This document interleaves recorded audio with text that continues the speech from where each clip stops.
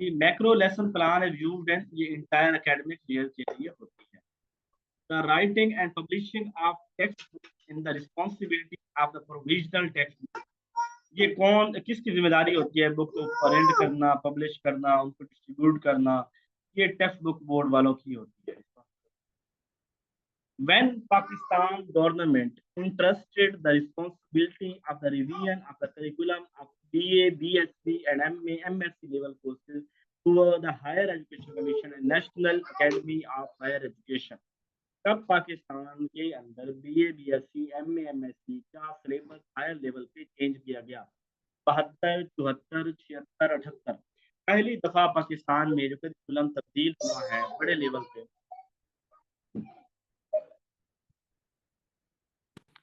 जो करिकुलम तब्दील हुआ है हायर लेवल पे, वो जो है वो 1975 में हुआ। यहाँ 75 के नजदीक आंसर 76 है तो 76 होगा, ठीक है। यानी हायर लेवल का बीए, बीएससी, एमए, एमएससी का जो करिकुलम तब्दील हुआ है ये 1976 के अंदर हुआ।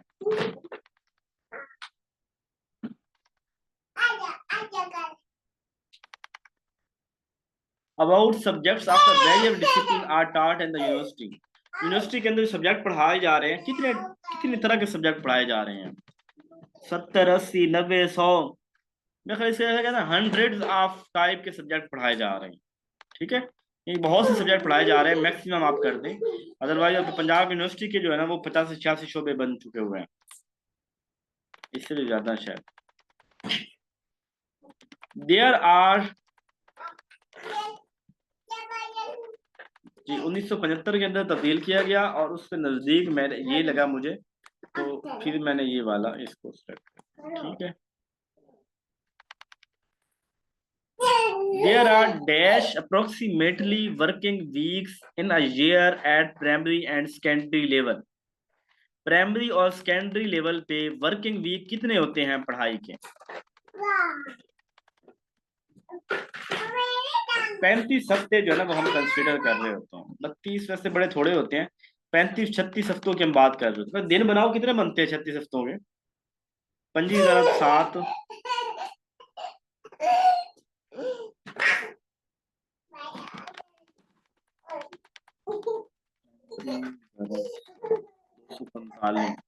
180 दिन की हमने बात की थी, और इस तरह 245 हो गया और 25 करें तो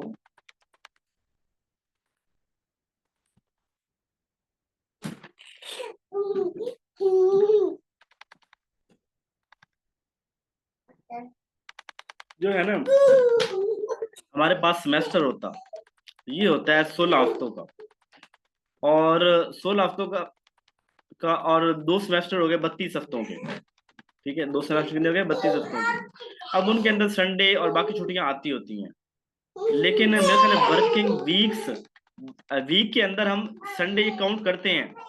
वर्किंग वीक से मुराद ये है कि पूरा हफ्ता छुट्टी नहीं है, ठीक है। बात को थोड़ा समझिएगा। यानी यहाँ अगर दिन की बात होती तो फिर तो हम संडे सैटरडे निकाल देते हैं छुट्टियां, लेकिन वर्किंग वीक से मुराद होता है पूरा वीक ही वर्किंग में आता है। वर्किंग वीक यानी जिस हफ्ते छुट्टी कोई नहीं है, वो तो सैटरडे संडे तक मामूल की छुट्टी है ना। तो वीक जो है ना वो मिनिमम 32 है और मैक्सिमम 25, 25, 35, 36 तक जाते हैं। कुछ वेबसाइट में 36 तक किए हुए हैं। तो इसका आंसर मुझे मिला ना 16 हफ्तों का एक सेमेस्टर, 16 का अगला 32 हो गया, लेकिन 2-3 हफ्ते हमारे ऊपर नीचे हो जाते हैं। इस तरह करके 35 हफ्ते जो है ना वो किया हुआ था। जब हम वर्किंग वीक की बात कर रहे होते हैं ना तो फिर हम उसको दिनों को नहीं देख रहे होते हैं, फिर पूरा ही कर रहे होते हैं। तो 35 ठीक रहेगा ये। Medium of instruction at higher secondary and university level. Higher secondary और यूनिवर्सिटी तला मैंने बैग निकाल कुंडी लगा देनी है। कुंडी पढ़ा रहा हूँ, पता नहीं आपको। Medium of instruction at higher secondary and university level is. University level पे कौन सा मीडियम होता है? इंग्लिश मीडियम हमारा यूनिवर्सिटी लेवल पे होता है, ठीक है। नहीं किताबें हमारी इंग्लिश मीडियम में आ जाती है ना, मतलब हम सारा कुछ इंग्लिश के अंदर पढ़ रहे होते हैं। तो हायर सेकेंडरी लेवल पे नहीं, ये निचले लेवल पे उर्दू होता है, और हायर लेवल पे क्लासेस हमारी जैसे बीएस के तमाम सब्जेक्ट सिवाय वो जो उर्दू है या इस्लामियात है, बाकी सारे सब्जेक्ट हम इंग्लिश में पढ़ रहे होते हैं।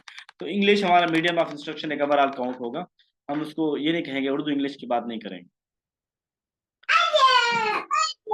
When the federal funding of the university was introduced and recurring budget is also allocated to the university from the federal budget of education, कब पहली दफा जो है वो फेडरल फंडिंग यूनिवर्सिटियों को फंडिंग दी गई, also university from the federal budget of, federal के budget की तरफ से यूनिवर्सिटियों को फंडिंग दी गई? 1980 इसका आंसर ठीक है। 1980 के अंदर, 72 के अंदर बनी थी ना वो यूनिवर्सिटी ग्रांट कमीशन, तो लेकिन जो इनको प्रॉपर यूनिवर्सिटी की तरफ से जो फंडिंग दी गई फेडरल की तरफ से यूनिवर्सिटियों को, तो वो 1980 के अंदर है। Curriculum organization should be consistent with the unified manner in which learn, ये एक मिनट मुझे सवाल देखने दें। ये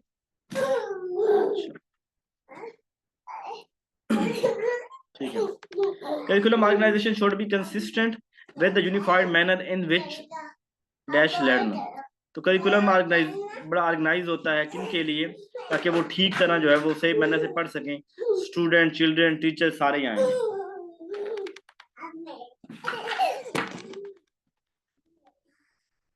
चले वो पढ़ के मुझे बताइएगा, उसकी तस्वीर लेके शेयर कीजिएगा।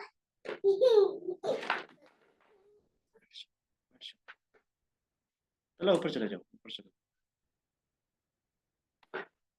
The curriculum of the school to be determining factor in the dash of the school. मैंने क्या लगाया यार, मैं बच्चों को निकालूं, ये मुझे डिस्टर्ब कर रहे हैं, तवज्जो प्लीज, मैं इनको एक साथ निकालूं। चलो भाई बैठ, चलो शाबाश शाबाश, ऊपर चलो, चलो चलो चलो चलो चलो, शाबाश, भागो भागो भागो भागो, ऊपर चलो, भागो जल्दी करो, जल्दी करो, भागो, मैं देख रहा हूँ।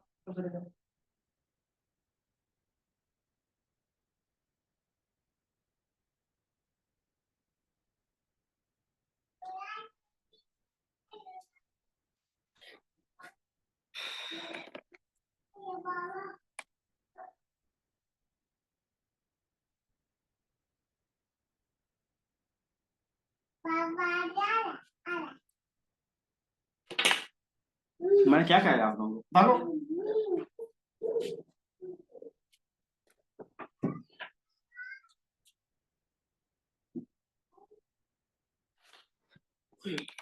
आजकल के बच्चे बड़े शैतान हैं।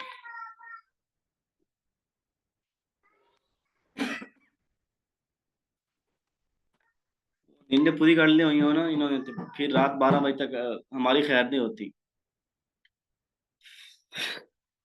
अब कुंडी लगा के बैठा हूँ। The curriculum of the school be the determining factor in the dash of the school.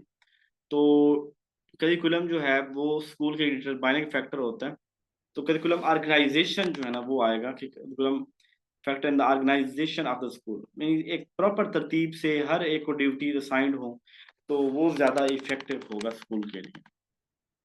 When the new syllabi were introduced first time in Pakistan, पहली दफा पाकिस्तान में जो है नया सिलेबस कब मुतारिफ करवाया गया? 1959 के अंदर पहली दफा नया सिलेबस जो है वो मुतारिफ करवाया गया। ठीक है। The curriculum should B formulated on dash basis. Curriculum जो है किस बुनियाद पे फार्मूलेट, स्ट्रिक्ट, कोऑपरेटिव, चेंजिंग या सिंपल?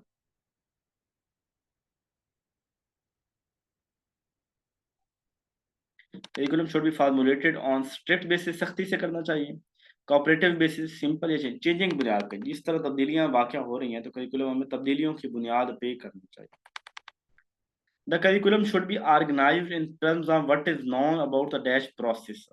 तो करिकुलम जो हमें ऑर्गेनाइज करना चाहिए किस चीज़ को जानते हुए, लर्निंग को जानते हुए, प्रोग्रेसिव, डेवलपमेंट, एक्सपेरिमेंटल। तो हमें करिकुलम जो है वो किसको देखना चाहिए, लर्नर को देखना चाहिए, लर्निंग को देखते हुए हमें करिकुलम को देखना चाहिए। How many aspects of vertical organization of the curriculum deserve attention. Vertical organization जो है उसके अंदर कितनी चीजें होती हैं? 2 3 4 5 3 होती हैं, ठीक है। वर्टिकल ऑर्गेनाइजेशन होती है, एक उसके अंदर देख रहे होते हैं क्या था, सीक्वेंस की बात करते हैं, इंटीग्रेशन की शायद बात करते हैं, मैं किया था sequence, continuity, integration.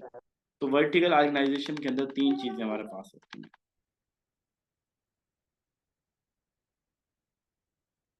The curriculum should never be consider a finished product और अ फाइनल प्लान। करिकुलम कभी खत्म नहीं होता, ये नहीं है कि मैंने ये आज बना लिया है अब ता हयात यही चीज चलेगी, इसने कोई बदलना नहीं है। करिकुलम फाइनल नहीं होता। बस मेरा ख्याल है कि 40 तक कर लेते हैं, मेरी एनर्जी भी जो है ना वो खत्म हो गई है, तो 40 तक हम इसको कर लेते हैं। With the leadership of the principal and others, the staff should examine the program. तो जो लीडरशिप द प्रिंसिपल है अदर, इन जो है प्रोग्राम है उसको कितने एवेल्यूएट कैसे करना चाहिए? Independently, continuously, monthly, annually. Continuously evaluate करते रहना चाहिए चीजों को। The relatively unconscious learning that are inescapable accompaniment of daily living usually are referred to as, जो हम ना रोजमर्रा जिंदगी में अनकॉन्शियसली कहीं ना कहीं से कुछ सीख रहे होते हैं, तो उसको किस में काउंट, इनफॉर्मल में काउंट करते हैं। कुछ भी जो हम कहीं से भी यूजली जो हम सीख रहे होते हैं अपनी इंटेंशन के बगैर, अपने कॉन्शियस के बगैर, अनकॉन्शियसली इनफॉर्मल होती है। From the dash view point, education implies change and can be regarded either as process or a product। किसके पॉइंट ऑफ व्यू से एजुकेशन जो है वो इम्प्लाई चेंज की तरफ जाती है और कैन बी रिगार्डेड इधर अ प्रोसेस, इससे हमें ये प्रोसेस है या प्रोडक्ट है, कौन बात करेगा? साइकोलॉजी बात करेगी। देखिए साइकोलॉजी लर्निंग प्रोसेस और एजुकेशन इम्प्लाई जैसे चेंजिंग हो रही है उसको, उन चीज़ों को कंसिडर करना, तो इसका आंसर जो है साइकोलॉजी है। Through the educational process, an individual is stimulated to think, to appreciate and to dash। Education के प्रोसेस के अंदर एक इंडिविजुअल को जो है वो स्टिमुलेट करना, तो वो सोचे, वो अप्रिशिएट करे और एक्ट करे। एक्ट, ठीक है, ये की एक फ्रेज फ्रेज है ये वाला ना, कि to stimulate, to think, to appreciate and to act. Attention must be given to the selection of appropriate learning material, यानी इस चीज की तरफ तवज्जो दी जाए कि जो लर्निंग मटेरियल हो वो अप्रोप्राइट हो, and to the gearing of teaching techniques to meet, और वो टीचिंग टेक्निक्स को मीट कर रहा हो। Social needs, learner needs, education need, learner की नीड हमारे लिए ज़्यादा इंपॉर्टेंट है। साइकोलॉजी के मतलब बात हो रही है तो लर्नर की नीड को देखना होता है। Educational psychology as an area of psychological study is exerting a powerful influence upon the formulation of educational objective, the construction of school curriculum, and the organization of procedure, knowledge selection, teaching experience, knowledge development, teaching learning। जो हमारे पास educational psychology है किस चीज के ऊपर ज्यादा focus होगा? Teaching learning के ऊपर होगा, ठीक है। टीचर अब टीचिंग एक अलग है, लेकिन लर्नर भी तो, साइकोलॉजी की बात आ गई तो लर्नर को कैसे इग्नोर कर सकते हैं? तो लर्निंग, टीचिंग और लर्निंग जो है इन दोनों को देखना होता है। अल्दो अगरचे dash is a relatively new science, ये नई साइंस है, इज अ रैपिडली, लेकिन इतनी रैपिडली तेजी से डेवलप हो रही है, body of reliable and pertinent subject matter, यानी ये बहुत ज्यादा मैटर करने लग गई है। कौन सी है जो इनमें से नई है? साइकोलॉजी नहीं है, फिलॉसफी नहीं है, प्रोसेस नहीं है, या रिसर्च नहीं है? साइकोलॉजी नहीं है, ठीक है। जो साइकोलॉजी है ये रिसर्च तो समझो को भी शुरू से चल रही थी, रिसर्च कोई ऐसी चीज तो नहीं है, रिसर्च तो एक जनरल चीज है ना, रिसर्च करना।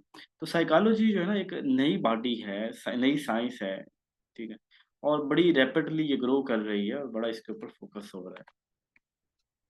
The control of condition is basic to the procedure dash research. कहाँ पे कंट्रोल जो है ना वो ज्यादा होता है, किस रिसर्च के अंदर? तो एक्सपेरिमेंटल रिसर्च के अंदर ना इसकी बेसिक चीज ही यही है कि यहाँ पे कंट्रोल और एक्सपेरिमेंटल, दो तरह के ट्रीटमेंट हमारे पास ग्रुप होते हैं। The learning process and the dash are closely associated. Learning process और कौन सी चीज आपस में नहीं, वो एक दूसरे जैसी ही है। लर्निंग इन्वायरमेंट, ठीक है, लर्निंग प्रोसेस तो साइकोलॉजी में है, ठीक है, लेकिन लर्निंग प्रोसेस और लर्निंग इन्वायरमेंट आपस में क्लोजली एसोसिएटेड है। यानी अगर मैं लर्निंग इन्वायरमेंट की बात कर रहा हूँ तो इसका मतलब वो कहीं ना कहीं उसके करीब ही होता है लर्निंग प्रोसेस का, learner, learning process, learning situation.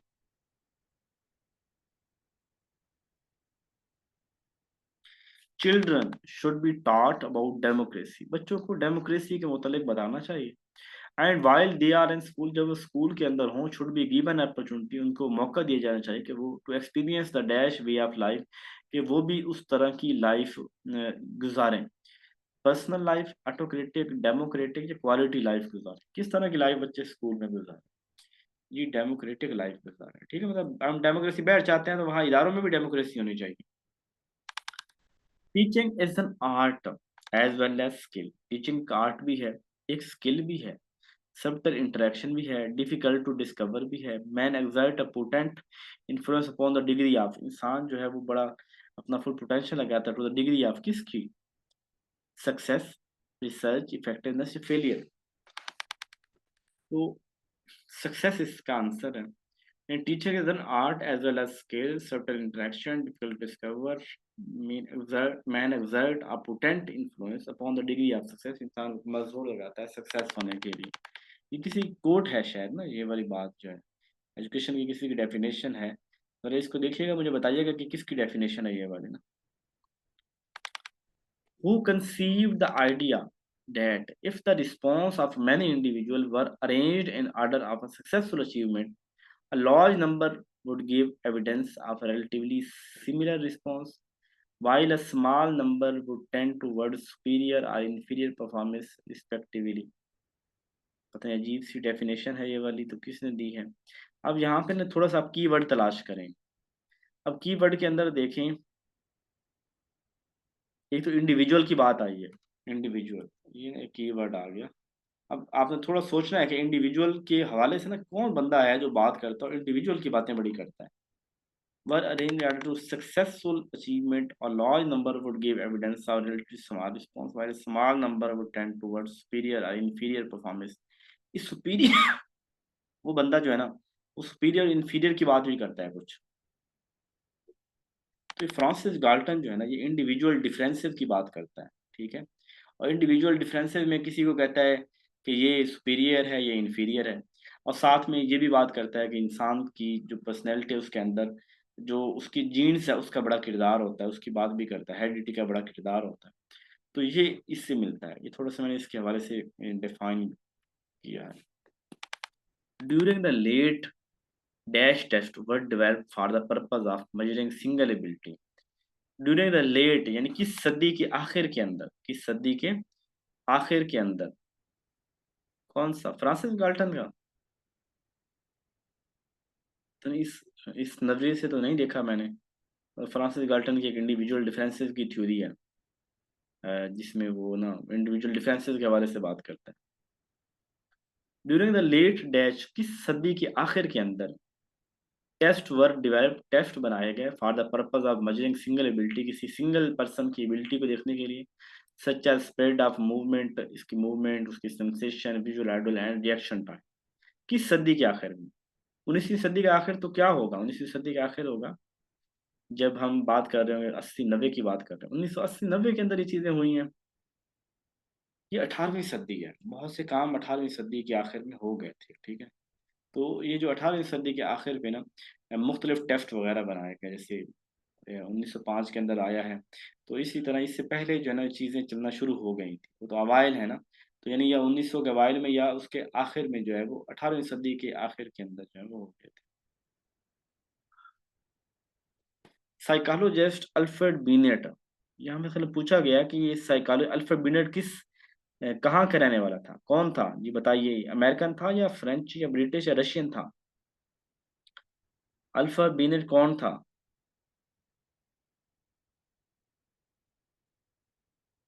Or their intelligence more than the sum of isolated function, and intelligent behavior should be evaluated in terms of activity.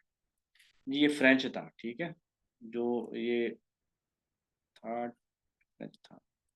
Terman कहाँ का था? Psychology introduced the Binet test for general use when differentiating between degree of bright, deaf and dull. तो ये Terman कहाँ का था? अगर इसका भी यही पूछा गया है जी। Spanish, American, English, Spanish, Italian, ये कौन था? ये जो था टर्मन, ये अमेरिका का था, ठीक है। वो था दूसरा फ्रेंच का था, बीने, और टर्मन जो है ये अमेरिका का था। अच्छा चले, बस इतने काफ़ी है, तो 2140 हो गए हैं। थक गया मैं यार, आवाज़ निकल ही कोई नहीं रही। ठीक है, अपना ख्याल रखिएगा, कल इंशाल्लाह मिलते हैं फिर।